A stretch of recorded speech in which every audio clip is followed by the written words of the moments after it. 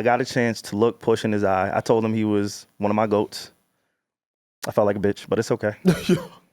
Man can't express nothing, yo. I did, but it's okay, because in these moments, you just gotta be you. So I did tell him like what it is that you're doing and what it is that you stand for. More importantly, like I understand it, I see it. I hate the fact that the internet tries to use him like some type of clout chasing example, right? Like, oh, he has to attach his name to this person, because that week was also the week we didn't get a chance to talk about it. Was the Travis Scott situation? Yeah. Right. That's on So Be It. So Be It. Yes. Which I'm still waiting for it to drop on DSPs. But he dissed Travis Scott on the last verse of So Be It. How you feel about that, Nyla? I want to hear from you, actually. Yeah. Low key, I feel like I would have enjoyed hearing this project without knowing the features in the disses. Yeah. Like if you're gonna do this, I would rather just hear it in real time, because I not that I agree with the internet narrative of clout chasing, but it just steps on the moment. Like I remember my first time listening to Common, I Used to Love Her. And then at the end, it's like, because who I'm talking about, y'all, is hip hop. Like, I like the moments of, oh, this is happening, versus like finding out online. You know what I mean? Like, I'd rather just hear it in real time. I respect that. Yeah. I'm happy at the fact that there's still rappers that want to address things through music. I am so sick of you fans saying that Pusha T is clout chasing and this and that. Yeah. He is a rapper, and I think social media is just skewing our brains. Rappers respond through raps. All right, I know like melodic rap and hip hop is taking over the last few years, and just a lot more of the fun music is is at the forefront of this shit. But real rappers, real MCs, however they feeling, you've always received it on raps. And if you've been listening to Clipse, they always address shit on their albums.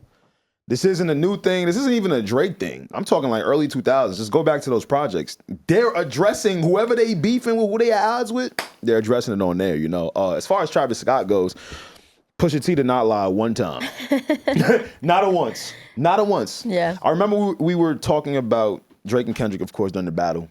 And one of those episodes, I was so surprised, Nala, that on the Rolling Loud set, Travis Scott was on stage. You remember that? Yeah, I remember that. That was wild. Because mind you, none of us knew what was going on at the time. Yeah. We haven't heard like that at the time. We're just innocent fans watching Rolling Loud sets. And then he tells the DJ, yo, drop it. Telling Future and Metro, drop it, play it. He's more excited and more amped than the two of them are. Yeah. So I think back to those moments, and just, dude, he always gets away with everything without having to stand on anything.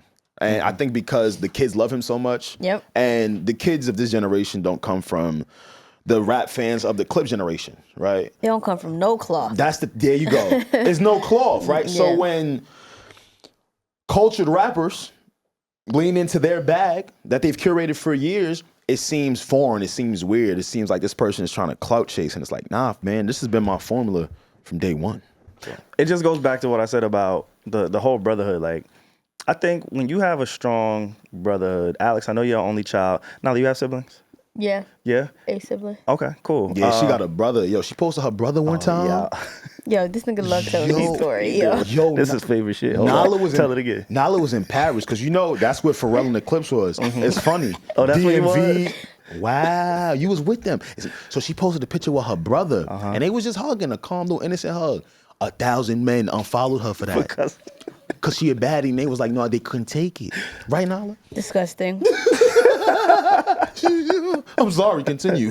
Yes. No, but I think siblings. when you have a strong bond, and maybe, you know, let me not isolate it to just siblings, because like you, I know you have your friends and you consider them brothers, and you got a strong bond there too. But I think when you have that type of relationship with people or with somebody, it kind of weeds out a lot of the bullshit, right? So for me, the reason why I appreciate the way that Pusha T moves, or people who move like a Pusha T, is because I know it comes from an authentic place, right? Like, I hold people, or you automatically hold people to a certain standard, because your relationship with your brother or your sister is the bar. So anything underneath that, it's hard for me to really fathom and accept, right? Like, I don't have to question my brother. Yeah. That's why I only got about 4 friends. Yeah.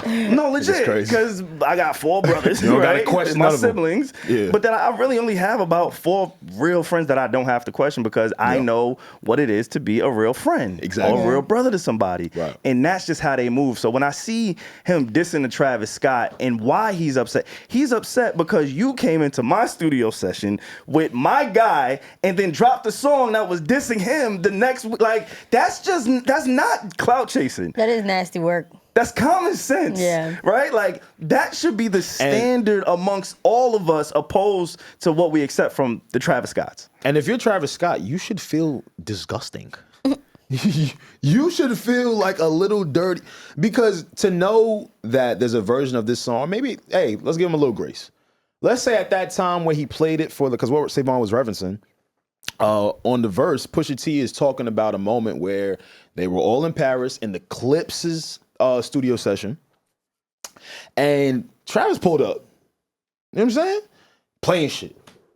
So my whole thing is, all right, cool. You gonna play some shit? We're down. We fuck with you. But not really. They don't fuck with you. That's the other thing. No. See, I'm gonna be honest with you. That's blurred lines. If they didn't fuck with you, you wouldn't be in the studio. So I fuck with Push, but I think at that time he was maybe even still processing how he felt about Probably Travis. politics. Yeah. Like, I know you threw Ye. Sure. You didn't do what Ye did to me, so let's see. Let's see, right? Yeah. If I was Travis, I would have felt disgusting. I would have had to call my people up like, yo, maybe you guys didn't know about this, but there's a really big feature from so-and-so, and I just wanted you guys to know. The fact that there isn't that interaction, we on the same team, etc., we supposed to be cool, I would feel fucking nasty. I ain't gonna lie to you, but I get it. Game is game.